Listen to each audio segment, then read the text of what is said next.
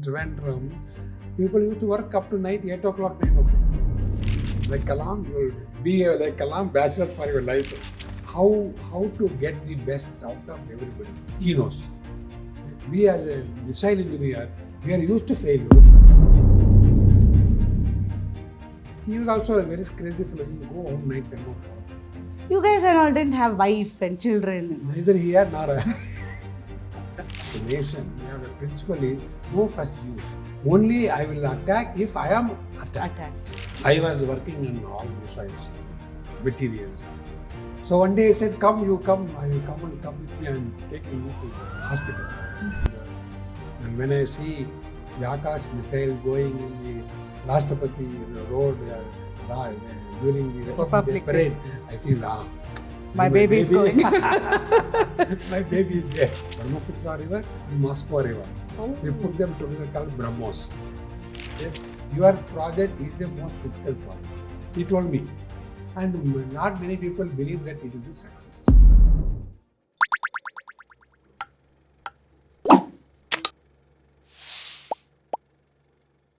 So as my audience is primarily in the 25 to 45 age group and not all are from the sciences side. So for someone who is watching this and who's not from a science side, can you sort of explain what goes into missile technology? See, to explain missile in a simple way, what are the characteristics of a missile? See, one is speed, extremely high speed. Second, agility, to change the course, change direction depending on the threat or depending on the enemy. That is agility. Third is maneuverability. Not only it can move here and there, but it can maneuver depending on the adversary. Maneuverability.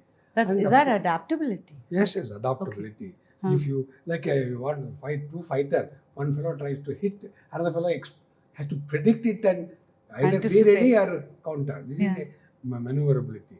Fourth is lethality.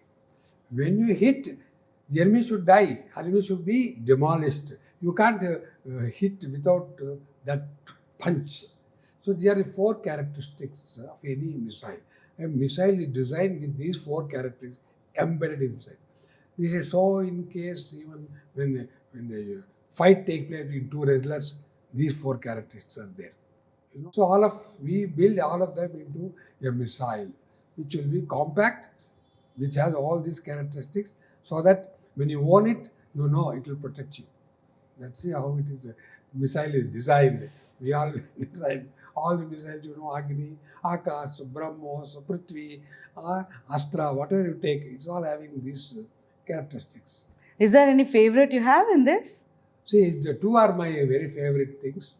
One is Akash, which I literally, like a child, it grew with me. I took nearly 15 years to make it work and give it to the user. It's my first, in our big projects, my first love was that Akash. Then, of course, the other one is BrahMos, which we worked along with Russians. We made a missile.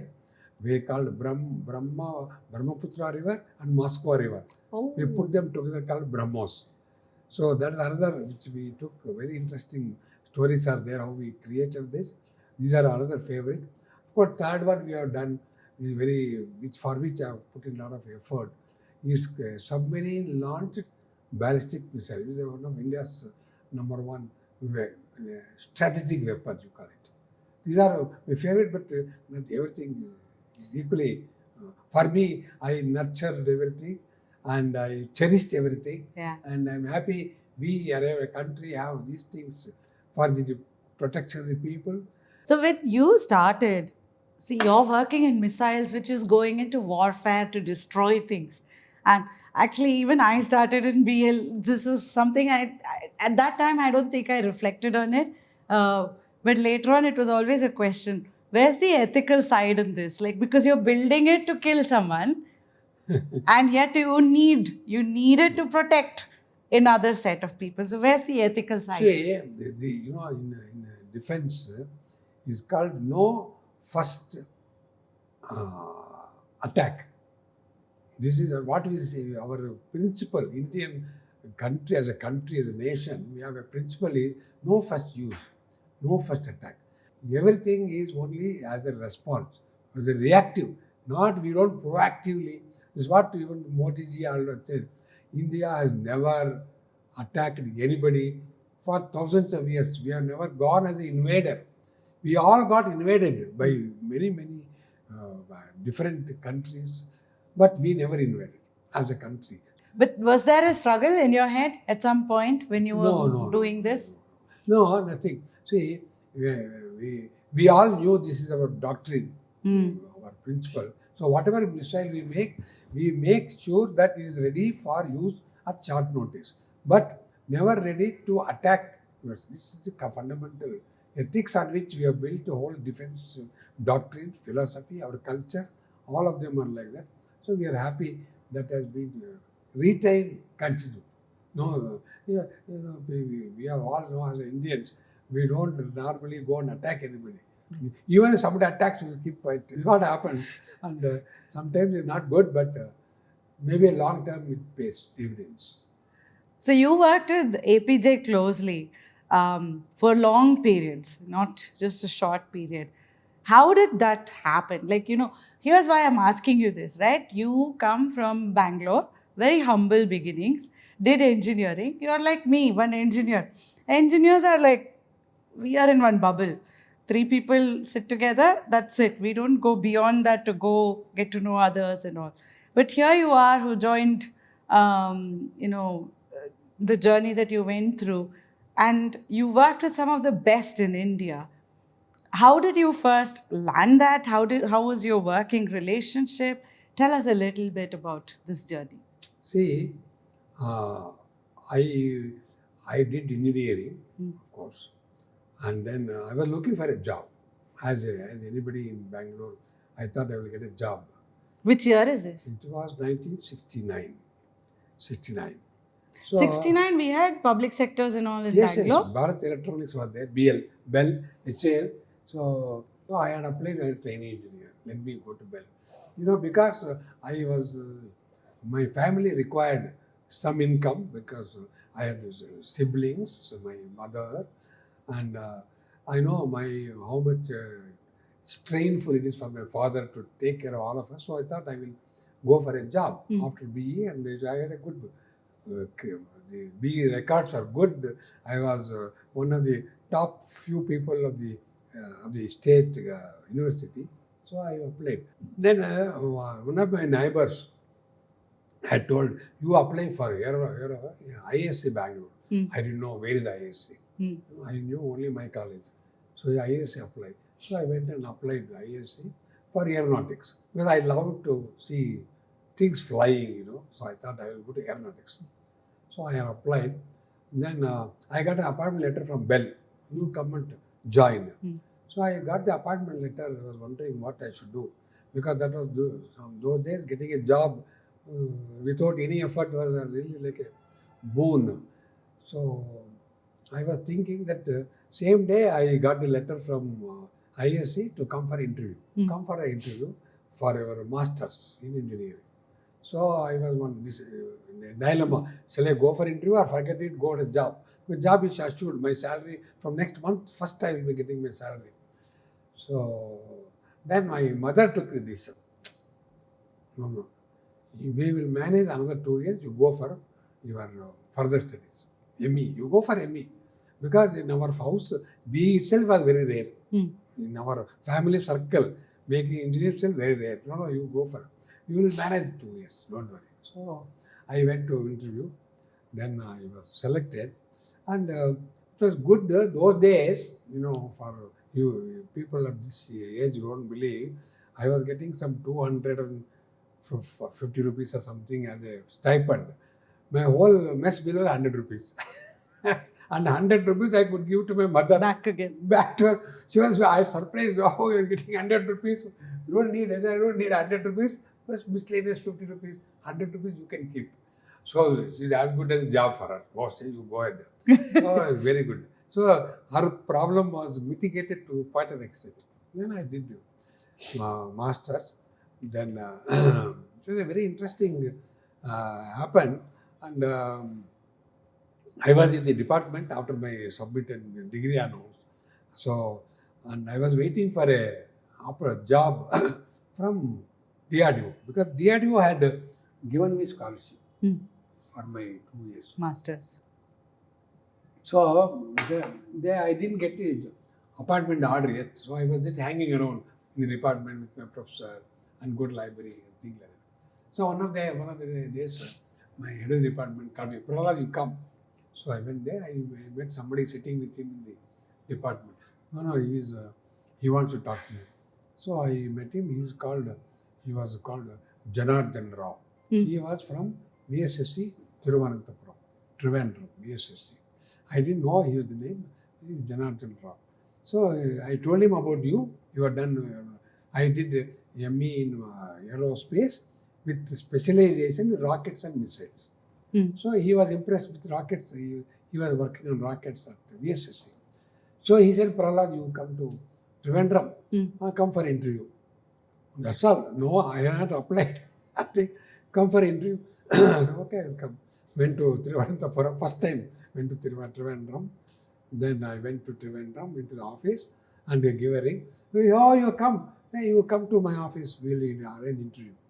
I just went to his room, some third floor of the VSS building. He had called some 4 or 5 people to interview me. Just like that, the interview was fixed. No letter, no inquiry letter, nothing. So I went. So they were asking some questions, what you have done, technical, something non-technical. I had some half an hour, 40-minute interview. Okay, good. You go to ground floor, there is a medical, you get medically tested. So I went through. All in that full day itself? No, it all took 2 hours, sir. So I went there down, took a medical, everything. Then they said, okay, you can now go. They will give you, having my train fare, and they will give train fare, they gave cash, they gave. I was very happy. I didn't have to worry. So I went home, and maybe 12 days, I got the appointment letter. That's all. That was my interview. Trivandrum I liked. It's a beautiful place, and the work was good. Yeah. And I got into a habit of working in Trivandrum. People used to work up to night, 8 o'clock, 9 o'clock. Then what happened, interestingly, because DRDO had given me scholarship, they sent me appointment letter. Like a bell. No, I was in railway again. Now you're spoiled with choices. No, I didn't know what to do. So I said, I told, consult some of my seniors here and there. No, I got not even 6 months over. No, I got a job offer. They want me to join.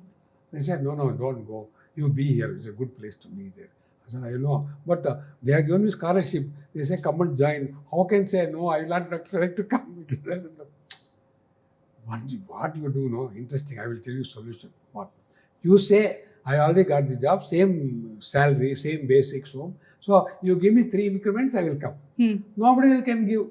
Because government there is nothing like nobody give 3 increments. Okay, it's a good idea. I simply wrote a letter that because I already got a job, I have settled down, I got a house, rented, everything. If you give 3 increments, I will leave and come.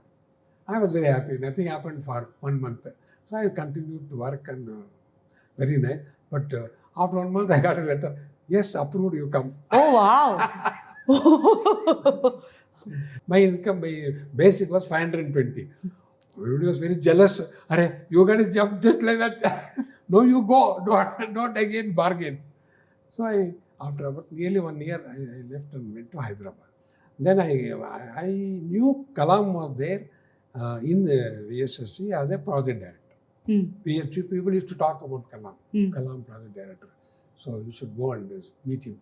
But I couldn't go because he was quite far off. Where I was there, where Kalam was working, was a little. So there was no way to go and also meet him. Kalam, I used to go at night 8 o'clock. We used to go at night 10 o'clock, 11 o'clock. You guys and all didn't have wife and children. Neither he had nor I. It is a thing. So they used to talk about Kalam, no? Because Kalam is a workaholic. He works. If you happen to work under him, your life is gone.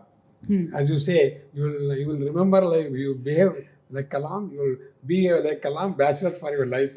He will not allow no time for you to anything. So you are happy or not with Kalam. Then one day I was working in my lab, something work I was doing. Suddenly when somebody came, 2, 3 people came. My director was there, he came. Behind him, one fellow came, long haired, some blue shirt was coming.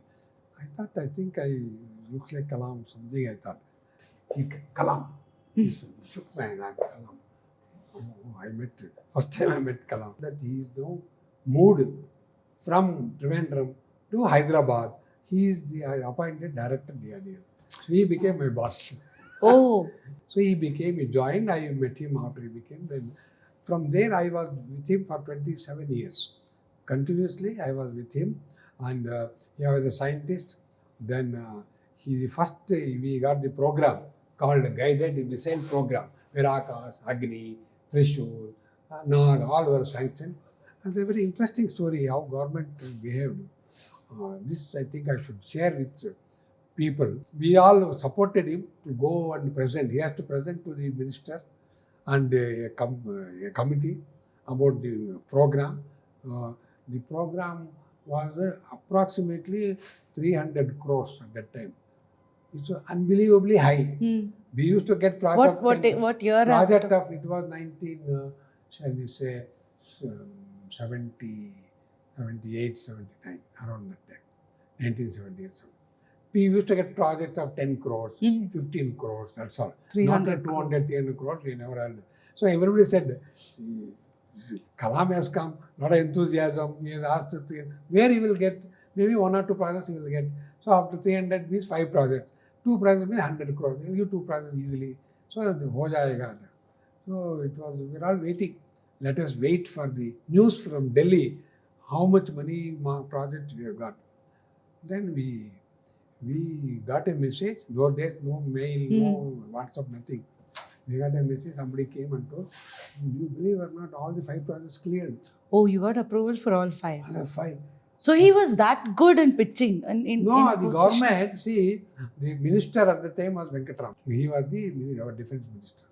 And the secretary of DRDO was Arunachalam. And they were the people who got it reviewed, who were supposed to decide. Venkatraman himself came up as a minister and he told, gentlemen, I want to inform you that the committee has cleared all 5. Though it was a big decision, we want to help you, but make sure that you live up to the expectation. And Kalam, see, if you have read his book, Wings of Fire, that was his first book. He has written only some 5-6 books. First book was Wings of Fire. There he has written why he picked me as a project director. Why he, like you are asking, no, what are the characteristics he is looking for? He was looking for the characteristics of a project director who will fit. He had a choice of 100 people, so he chose 5. So I was I was the youngest at that time of the other project. I was a young man, and I was really scared to even talk to people of who are there, with whom I should discuss. For example, I talked to directors of some 20 laboratories. And I was a young man of 30s. Directors are all late 50s and big stalwarts. I should ring up and ask for whatever you want to ask for. So it is a big experience. But it exploded the way you look at the world. So I should say, he was my mentor, my brother, you can say, my well-wisher, my boss, whatever you call it. He was like that. And his characteristics, I have not seen anybody with characteristics which are matching with his capabilities.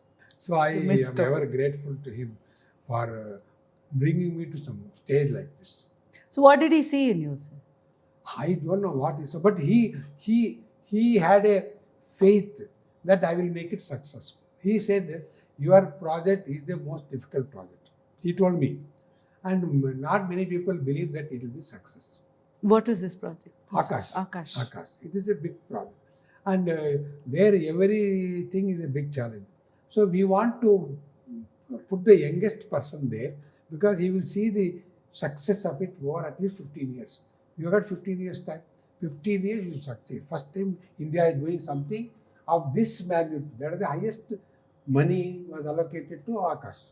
So that means when this project was approved, it was understood it's going through cycles. It's going to fail. And it will be challenge, more maximum number of challenges, but the yield also will be good because it was more than 150 crores at that time. What is the age difference between you and the other directors at that time? Oh, I was in less than 40, 30s, and they were all late 50s.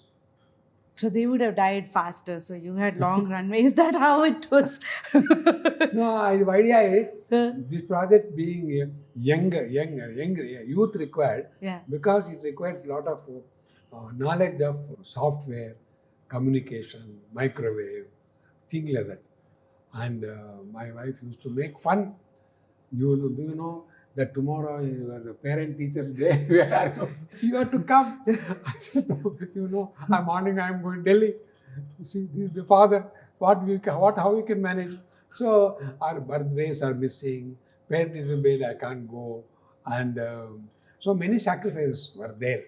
But I think finally it is worth it, and she also bore it well and supported me.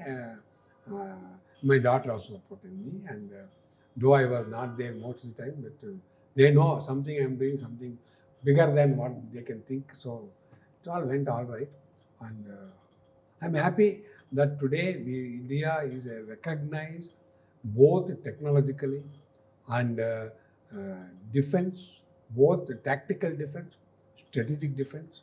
So it gives satisfaction that done very well. And when I see the Akash Missile going in the Rashtrapati Road during the Republic Day parade, I feel, my baby is going. My baby is there. No, I know how that feeling is. When I went to Leh once, so I used to be in BL, sir, and I used to work in that sonar.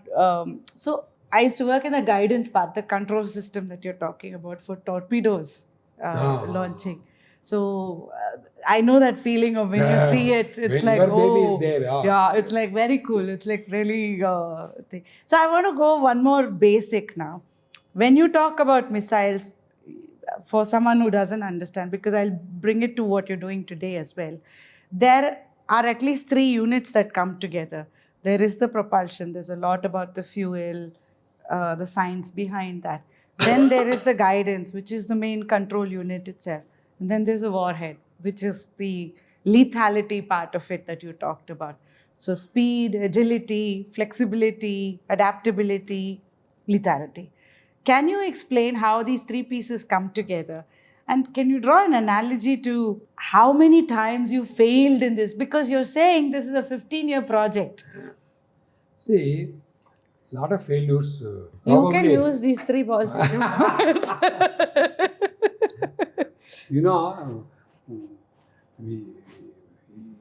as you say, you require a very thick skin and a brave heart to withstand the failures.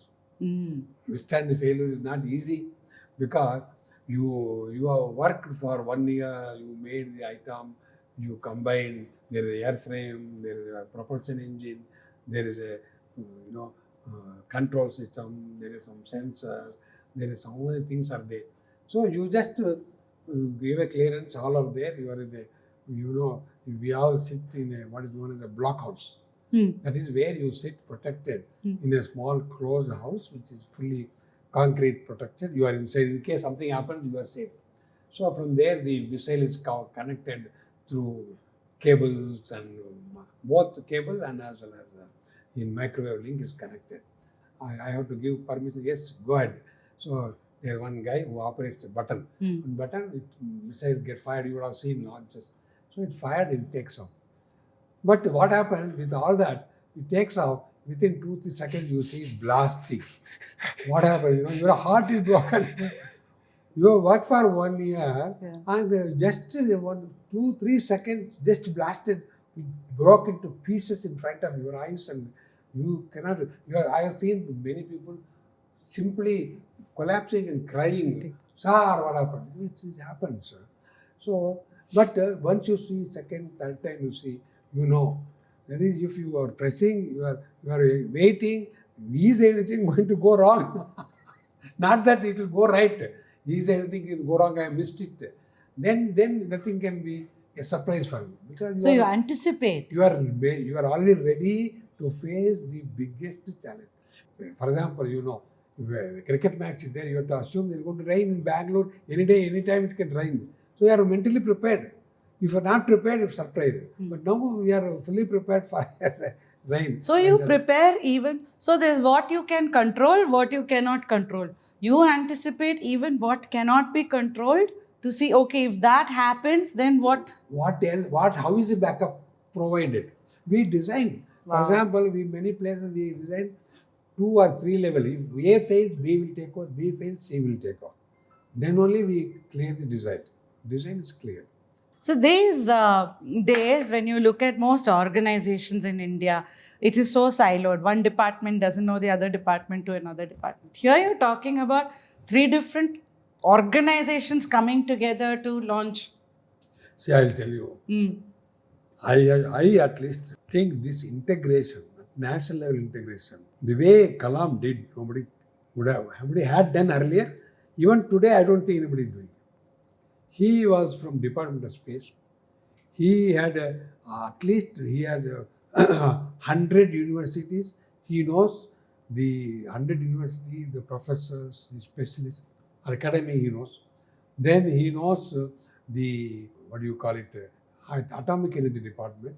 He knows atomic energy department. Then he knows industry. Take Godrej, you take Mahindra. He knew all the big stalwarts industry.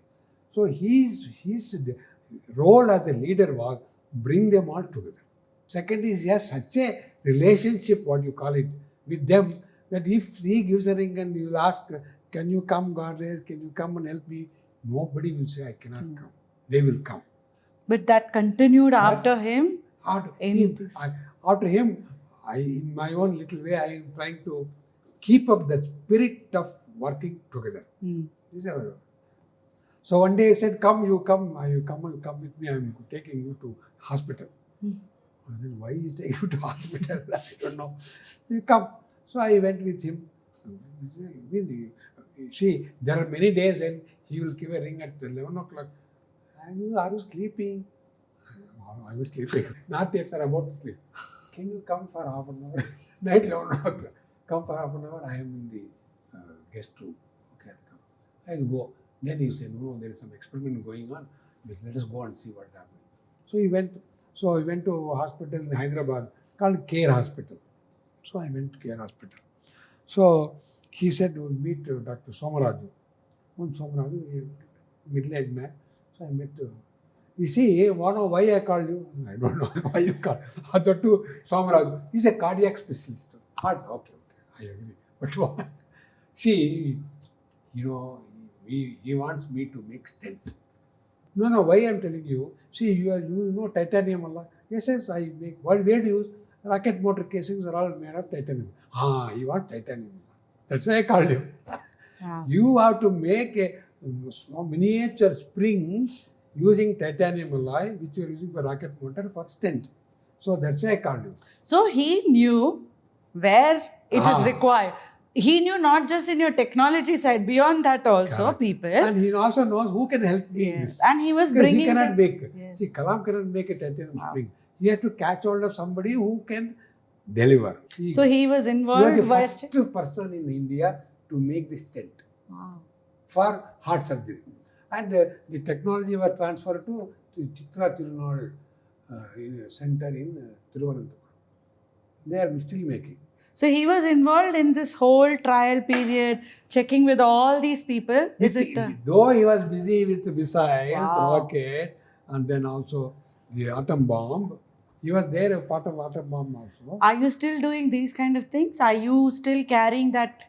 No. Because you also are pretty networked. This is a good question.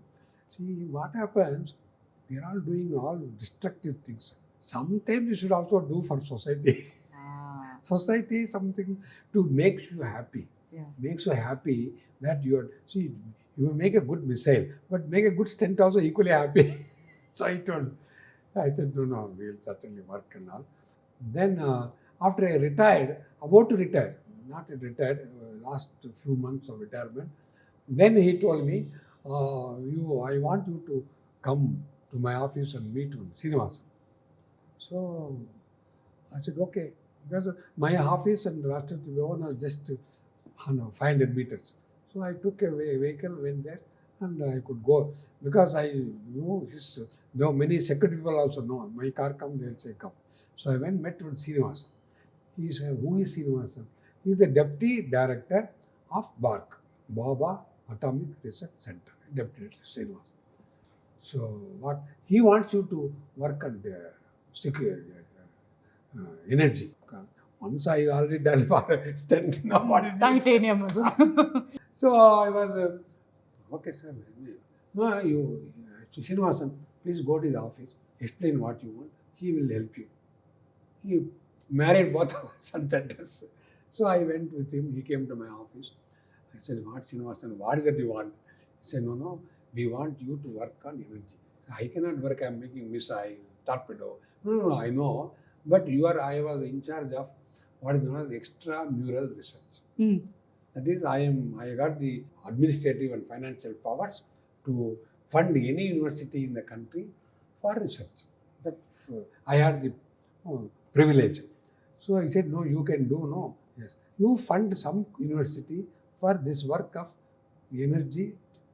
It's called, what is it called? It's called cold fusion. What is cold fusion? He told me what is cold fusion. So then I was about to discuss which university I can fund. The funding I can do.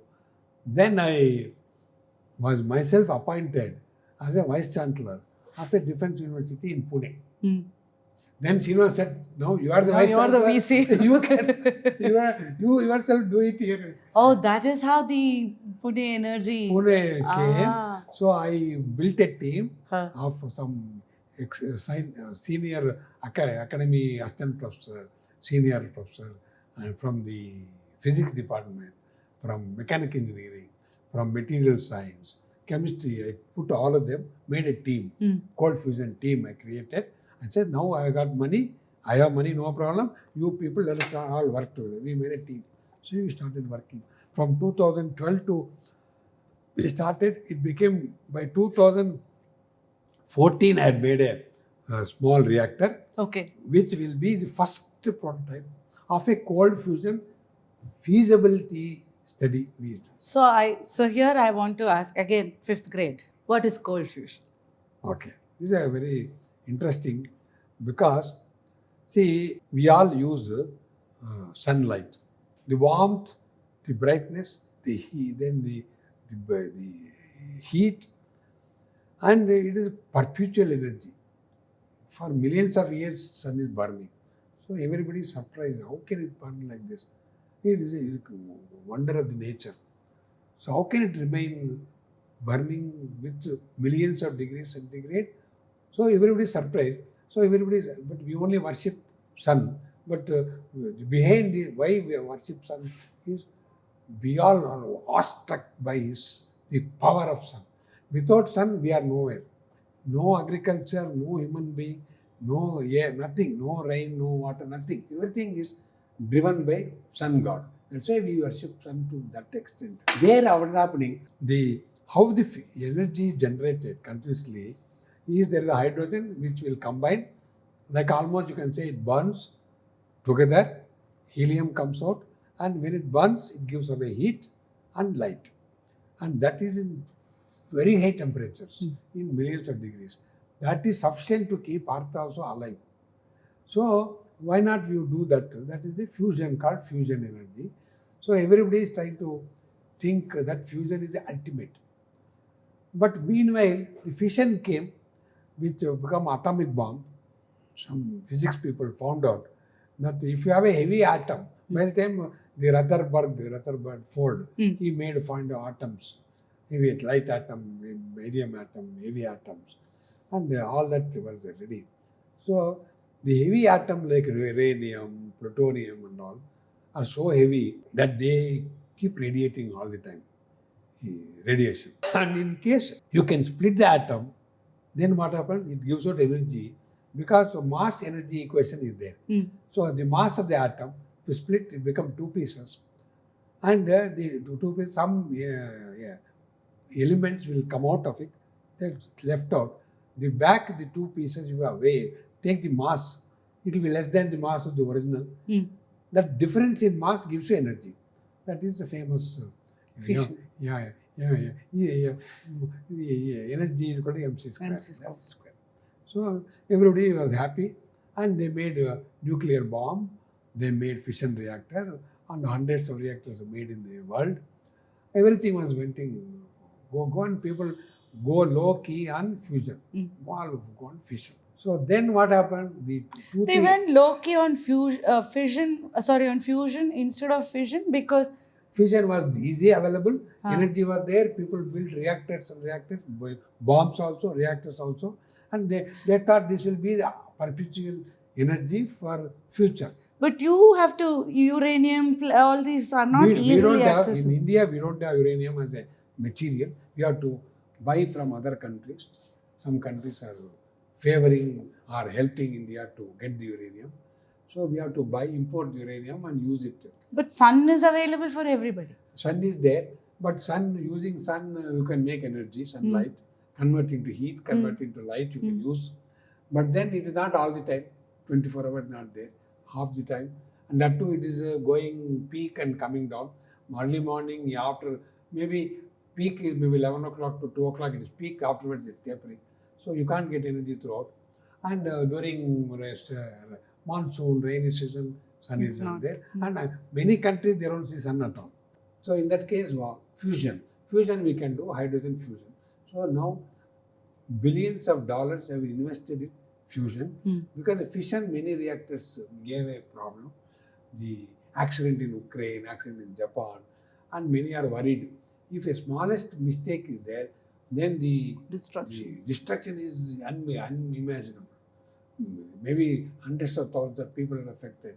There is destruction, and they may recover. Recovery may take decades. Yeah. So they said, is it safe? Are we playing with atomic energy? Is very, very dangerous.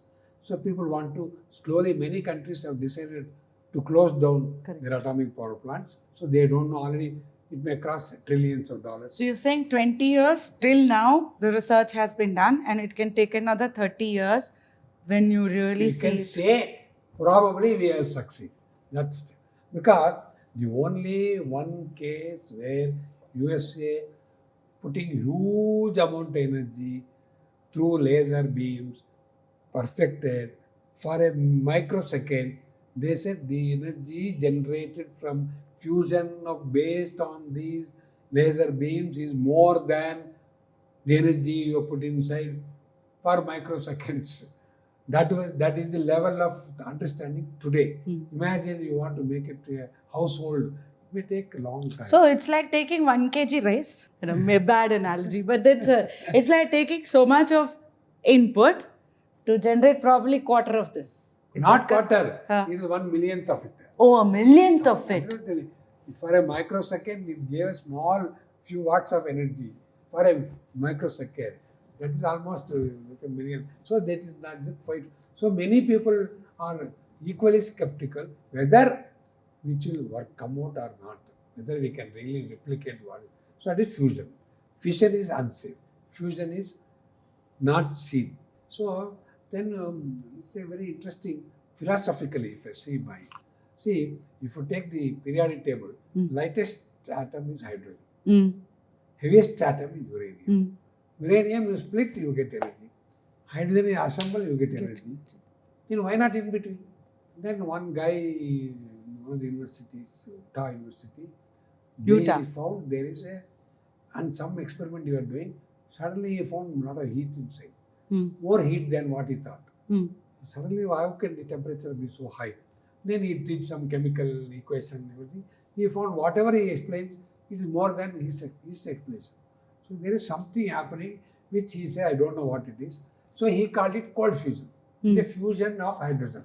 Because he used the deuterium, heavy water used. So their hydrogen is there. It became fused, so it has given heat. So he called it cold fusion. Many people poo-pooed. This was you had done a mistake. Some arithmetic, instrumentation error, something. So don't do. So it was going on. For nearly 10-15 years it was. But the last 15 years, there is a revival of energy. There are two reasons. One is people have to find a solution for energy. You want a planet on which you want to live, you have to get a green energy. So, at least to my knowledge, about 2,000 scientists are working all over the world on this cold fusion. How to make it happen? Because this is exactly what I said. It is taking the periodic table in the middle. That is, item like platinum, silver, iron, gold. You take that. The opportunities came. Many people came forward, to fund me. The philanthropers. Then people who have a lot of money say, "We'll give you money. Why don't you do it? Experiment, you do it. Whatever help you need." Then we went to government also. Government also, we can give you some money. You can do. So using all the well-wishers, we pitched it as frugal. See, the frugal doesn't mean it is cheap. It is very carefully we have to spend the money. We have to get the items fabricated, purchase raw material, make experiment. We need a computer, we need an electronic system, electrical system. We have to beg, borrow, all that we did. Borrow, meet with. For 7 years, we worked on energy. Can we do what is happening on the sun at such millions of degrees? Can we have it 1,000 degrees, for example? We tried. But 7 years, no positive output, all negative. You want to give 100 watts, you work out a reactor, make a measurement, it is less than 100 watts, 90 watts, 70 watts. I thought, will it succeed, or we are betting a wrong horse? So we thought, let me try. Then after 7 years, it's the same team you had for 7 years? No, same team. We used to 1 or 2 exchange, but about 10 people were with me. Wow. 1 or 2 went out, some people came out. But then the COVID came. When COVID came, we had a lot of time to read, because the free time for reading, for discussing, meeting. So we are discussing what all we can do now that we have time. Anyway, nobody is working. Even work from home was difficult. So we found that there is one, we used to do what is known as a pressurized reactor. Well, now we said, let's go to vacuumized reactor. Instead of working at high pressure, let us working at low pressure. So we got some idea. So we started working. When we started working, after 7 years, we found some ray of hope. Why did you choose this? Because you had that option even before vacuum. Option was there. We never thought. We thought, take the hydrogen, pressurize it, and try to extract energy out of it. Force pressure to combine. This is what we thought. We can put pressure, but this didn't work. It didn't work. So we applied vacuum when they were free. The atoms are free to so move like around. you create a vacuum and the atoms In a are vacuum, you have atoms, 2 atoms are there. This is hydrogen atom. Earlier I was trying to force them. They were not. They were high increased pressure, nothing was happening. No extra heat was coming out. So we said now they are free atoms. You got electrons in proton, everything is there, totally free. Now what you do, you give thermal energy. See, you can give some energy for this to move around. No, I want them to move. It cannot be stationary. I want to move. If they move, I think if they come very close, then there is a, what you call it as a attraction. In a common word is attraction. So whether the two get attracted, when the two get attracted, they will combine, they will get heat. So we thought, let us do that. So energy, people have tried using laser energy, like what you heard for fission. Put a laser beam and energize these atoms, whether they can move easily. Or use microwave energy, RF, radio frequency energy, to bombard it, see whether it can move. Or ultraviolet beams also we can see. Then thermal energy, just hold a hot gas. The hot gas we do. Then we found that the lowest cost is heat. You can just add heat by a heating system, or a gas, or whatever way you want, heat. So whatever the energy goes into the atom level, and it becomes very mobile. It gets moved. So when it becomes very mobile, then you give a place for them, for the atoms to mingle. How do you give? So like, boys and girls, you have a bench, they will go and sit. Hope they were very close, hopefully they will attract each other. Okay. Exactly like that, we went, let it mingle. You are given energy, they are all moving around. I have to give a bench, empty bench, for the two things to come close. Come together. So we thought, let us do that. Mm. So we found the bench is provided by palladium. Palladium is a metal which has a lot of spaces in between atoms. In between atoms, there are a lot of space, empty space, like empty bench available. So there's a empty space, hydrogen will tend to go and sit there.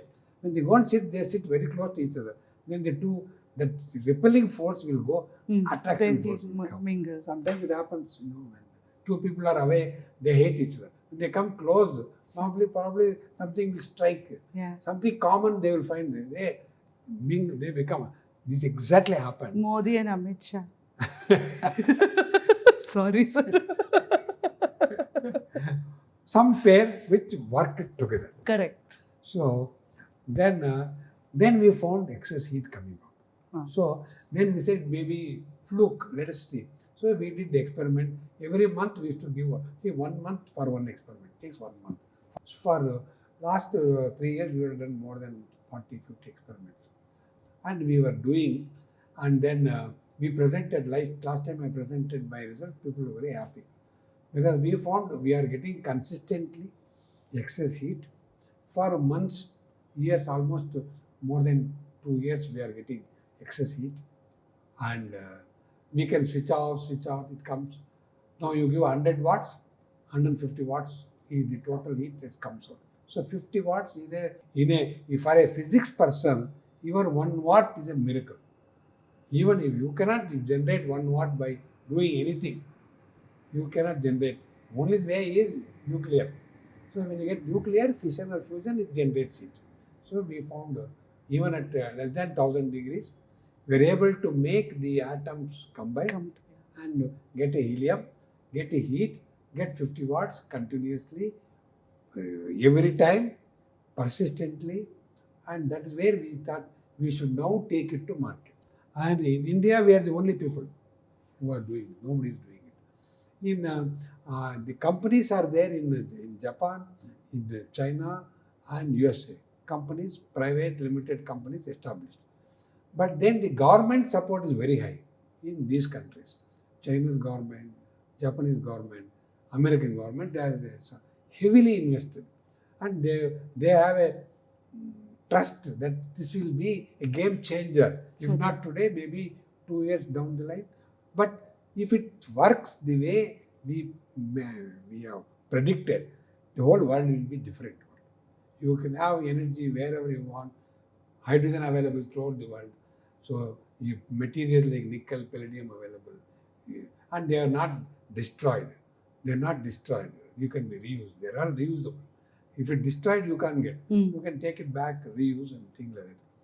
So availability, the whole world scenario of energy will be changed if the way we are doing will be taken to market. So we established a company called Highlander, Clean Planet.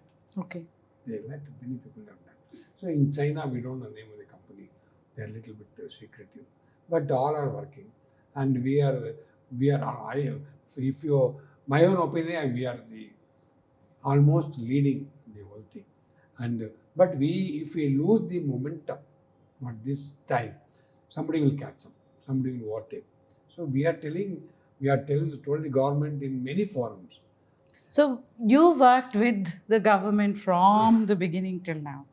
And I found this when I was talking to someone from NIMHANS who was a neurosurgeon as my guest, that research is something that is not so encouraged in India.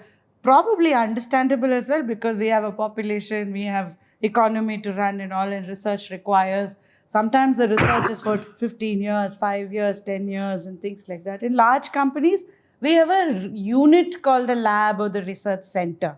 So where you can do research, like for HP and all that, we have a research center. We know every company has a research center in the world. Right. See, you take 2 fellows. I will tell you why we are having this problem. We have good companies, like Tata's and Adani's. We have good companies. They all have got deep pockets. Yes. They all have got R&D centers. Yes. Government has money. Yeah. Now, why both are not coming forward? My analysis, I will tell you. For the private people, they are looking at ROI, return on investment. I don't mind giving 100 crores. Tell me when I will get it back. This is a problem. Whether you take Adani or Tata, whoever it is, am I investing or a dumping? If I think I'm dumping, I will not do it. I will invest only. That means 1 year, 2 years, tell me how much I get. They don't want to take any risk. Because as a culture in a country, you look at any product we are making, most of the products are abroad. We don't make our own products. Anything, you can give a big list of items you use every day. It's not a good sign. We never worked on engineered items. We never worked on products. Then the government has priority allocation of funding for social cause, social benefit. So with all that, the government of India has earmarked 0.7% of GDP for research. You take any good country with doing well in research, Korea, Israel, Russia, America, you take any country, it is average 3 to 5%. Yeah. Minimum 3%. Yeah. GDP 3% we are not able to give. We can give 0.7%. Where is 3%? Where is 0? We have asked many times, at least to make it 2%. Okay, 3% is high. 2% you make, government is not able to give 2% of their money, GDP, to research. Research means not technology transfer and copying from somebody. The original research make in India for Indian people, for Indian problem, made in India with Indian solution. This is what I make. Not that you take a TOT from somebody and transfer of technology and license. That is not making. That is only temporary. It's very hard then, right? So you have zero what is that? Like all the Swiggy, Zomatos and all. It's a zero risk. Right? Zero risk for them. Right? Because somebody manufactures, somebody eats, you pay, I make money in between. Yes. But in this case, in this kind of innovation and running a company like this, I'm curious to know, it's very different because this takes iterations. You'll probably have to first find the first kind of buyers who are interested in this, which is not an easily accessible, it's not like common consumer, it is high-end consumer. Like in your case, you're talking about the ISROs and the satellite research and things like that. Grid power, powering the entire country using electricity generation. Today we are depending on the import of fuel, which is the highest import bill. For India, highest import bill is fuel. Petrol, gas, everything we import. How long you will import? Already the whole world is tightening the fossil fuels. And many countries may not give you even if they have because of geopolitical reasons. Many countries may give you at their cost, which we cannot afford. Then where do you go? You have to have your own energy. This country knows, but still they are not able to take a decision. I will give you money, you go ahead. They are not able. That decision has to come from top-down approach. It cannot be from bottom-up. You can't do. Not come. The private people are not able to do it. All the commercial reasons. So people are really suffering. And see, this is the reason we don't have our own aircraft, our own car, our own even EVs, mostly imported. So TVs, mobiles. Where is a mobile? Indian-made mobile. Look at who has got an Indian-made mobile. Where are we? Laptop you take. Everything is from. So everything, but we are the biggest consumers. We have a know-how to assemble, use and harness it. But the design we don't have. People queue up for mobiles, for TVs, for even washing machines. This is not good. So, but knowingly, after 100 years, still we are not made up our mind. We should be on our own. I think we have a social, moral, ethical responsibility for the politicians to think differently. It is a time. Otherwise, I think we cannot continue to live like a country of this magnitude, magnificence is something unimaginable. Where India was 1,000 years ago, we are not there where we were. So I think it's a time. So we think we will make a beginning and create such a furor that people will be forced to commit, invest and support. This is what we are dreaming. Let us hope. So what other challenges does a company of this kind, because there are a few cropping up in India now for Make in India, make the difference in India, like this one. What are some challenges of an innovative, frugal innovation, if I can call it as that? Because you don't have so much funds, and yet your breakthrough technology, there's a lot of research, there's very limited set of people who know this kind of work. It's not like accessible anywhere. It requires you to coordinate with government bodies, with organizations, legal aspects of dangers, energy, waste management, a whole bunch of all of this.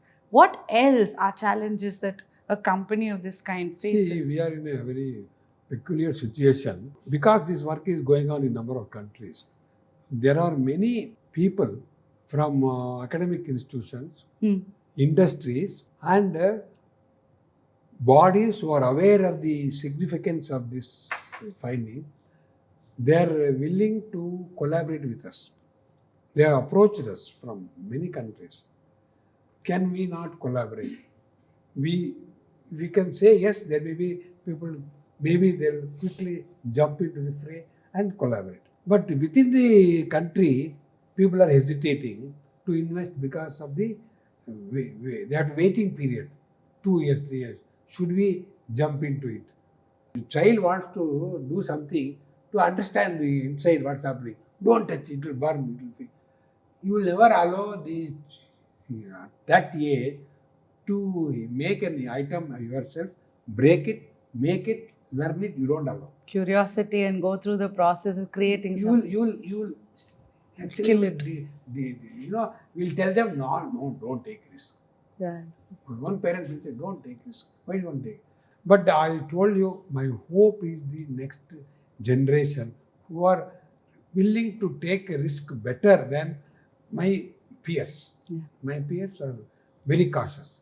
But younger people are a little bit adventurous. I think they will take. Our hope is the next generation, which we are now dealing with more and more younger and younger people, are ready to take risk and come.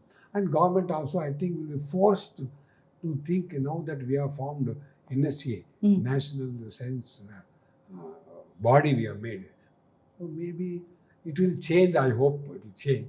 But otherwise, we have to wait for some more entrepreneurs to jump in with a leap of faith. We are hoping. So where are you today at Highliner? So what's happening? Are you able to take this as a product, position it with space and that side, or where are you? We thought two areas of interest immediately, what we can do. Because what actually this Elena does in a company like Highliner is generating heat. We are generators of heat. In fact, anything you take coal, you take fission, you take everything generates heat only. Heat is the basic ingredient for you to make any item. Melting, cement making, everything you need heat. So we are generating heat at almost throwaway cost. The heat generated is low because nothing is consumed, everything available, and there are no material like high cost material which will be melted or burnt, no, nothing, and they are all recyclable. So it is a low, easy to get. So in that condition, how do we go forward? So we thought first is energy sector and space sector, because NASA is funding in a big way for space expeditions. Space requires heat. So can we use this heat in an intelligent way for space missions? One body of thought. Second, energy. You want a village to get energy. You want a town to get energy. Instead of a thermal power station located 1,000 kilometers away, transmitting energy 1,000 kilometers using transmission distribution networks and wires hanging around. Can we not generate energy locally, distributed in your own taluk, your own village? Have a small energy, one building generating energy for one taluk, one district. Can we do it with our resources? No, totally safe, no radiation, totally in-house, make in India, our own knowledge, our own. Can we not do it? We think that's good. So our first two targeted areas as a Highliner, as a company, One is micro grids for energy distribution. We want to start with maybe 500 kilowatt or 1 megawatt reactor, where you can make and show is a typical case of proof of concept of engineered solution. It is not only physics or chemistry, engineered solution. Then can you give our space department for space satellites long 5 years life? Can we give it as a heat source for 5 years life? These are the two immediate tasks we have made into two verticals, and we are pushing in a big way. Our team is working. We are going to hire another at least 30-40 people. We have about 20. We want to put 30 more, make a 50-member team and do it.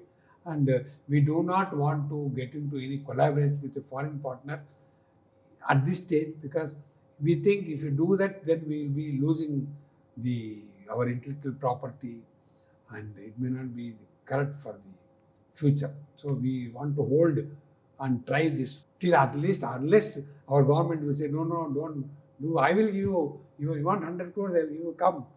We are hoping that one day somebody will wake up and say, let us look at it seriously. So you can actually power a village today. Easily. One village. What cost is it, One sir? village assume 100 houses, and each requires 3 kilowatts. So 300 kilowatts or 500. I'll have a 500 kilowatt power station. I'll give them heat and also followed by electricity. Right now I will give heat. Tomorrow I will give electricity for the village. This is our dream. And given a time, in maybe we'll show it in 18 months. Oh, you can set this up in 18 months. Yes. For a village of 100 people. 100 houses. Houses. At what cost? Cost we are not work out, but if for a body like either a company or a government, it is not a big money. So if I'm paying X unit, 1 unit of electricity, 10 rupees. Yes, today is 10 rupees. Definitely it will be less than 5 rupees. Even if you convert into all the costs and if you take that value, it will be less than half. Okay. So as part of this podcast, if there's anybody who's watching this, who is of some authority in any government, who wants to volunteer to test this in any village, you're up for it. Yeah, I am ready. Not only government, private also. Also. Private entities also. Okay. There so as part of a CSR program. who don't know what to do with the money. Yes. Right? You're up for it. Yes. Okay. We'll be happy to shake hands and then fuse. So on that note, thank you so much. Thank you so much. This was such a beautiful conversation. Thanks for the interaction. I also enjoyed the complete. See, it's like introspection. You introspect yourself, what you have done and how you have done, then where you want to go. And that gave an opportunity for me to go there. It's a deep learning, no? Yeah. Deep introspection. Yeah.